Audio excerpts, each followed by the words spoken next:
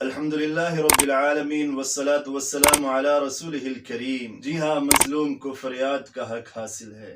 جس کے ساتھ ظلم کی انتہا کی ہو، اتنا ظلم ڈھایا ہو اور وہ بد دعا بھی نہ کر سکے، اسے بد دعا کرنے کا حق حاصل ہے، اجازت ہے۔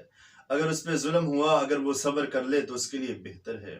اللہ رب العزت نے قرآن حکیم میں فرمایا ہے، لا يحب اللہ الجہر بالسوء من القول الا من ظلم۔ برائی کے ساتھ آواز کو بلند کرنے والے انسان کو اللہ رب العزت پسند نہیں فرماتا، الا من ظلم، مگر مظلوم کو اجازت ہے کہ وہ اپنی آواز کو بلند کر سکتا ہے۔ امی عائشہ صدیقہ طاہرہ رضی اللہ تعالی عنہا کی کوئی چیز چوری ہوئی، چور چوری کر کے لے گیا۔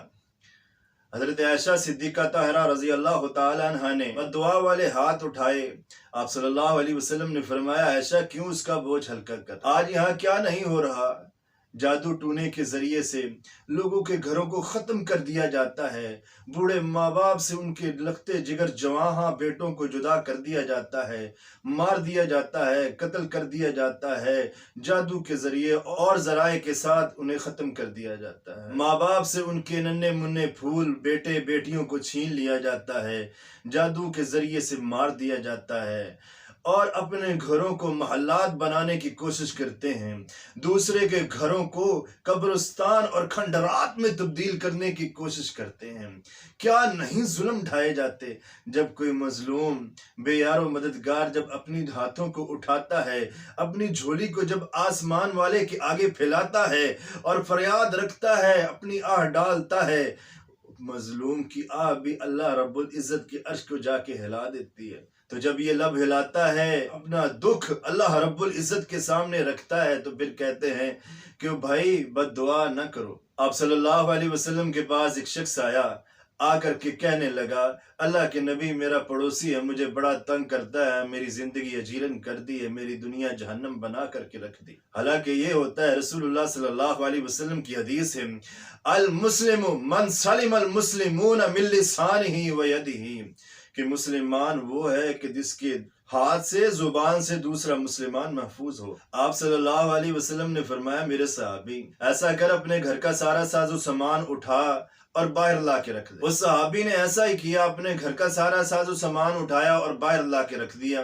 اب جو کوئی آتا جاتا ہوا گزرتا ہوا اسے پوچھے کہ بھائی کیا ہو گیا ہے، گھر میں سب خیریت ہے نا، کیوں اپنے گھر کا سارا ساز و سامان اٹھا کے باہر لا کے رکھ دیا؟ کہتا جی میرا پڑوسی جو ہے اس نے مجھے بڑا تنگ کر رکھا ہے، بڑا پریشان کر دیا ہے، میری زندگی عذاب بنا کر کے رکھ دی ہے۔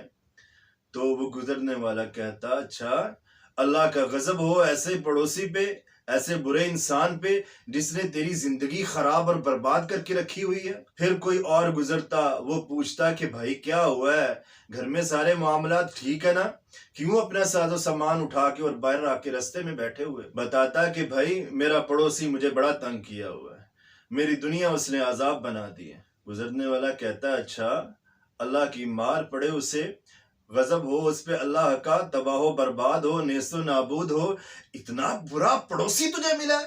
اسے خبر پہنچی کہ یہ معاملہ باہر سارا ہو رہا ہے، آ کے کہتا ہو بھائی تجھے اللہ کا واسطہ اپنے ساز و سامان کو اٹھا، اپنے گھر کے اندر چل، میں اللہ کی قسم کھاتا ہوں کہ آج کے بعد تجھے تنگ نہیں کروں۔ کسی انسان پہ ظلم کرنا حرام ہے، اور جو انسان کسی کے ساتھ ظلم کرتا ہے تو اللہ رب العزت آخرت میں اس کو اس کا پورا ظلم کا بدلہ چکایا جائے۔ اللہ رب العزت کی ذات غفور الرحیم ہے اور معاف کرتا ہے، معافی کو پسند کرتا ہے، اور بندوں کے اندر بھی یہ صفت ہونا، معاف کر دینا، درگزر کر دینا، اس چیز کو اللہ رب العزت پسند فرماتا ہے۔ وما توفیقی الا باللہ علیہ توکلت و الیہ انیب۔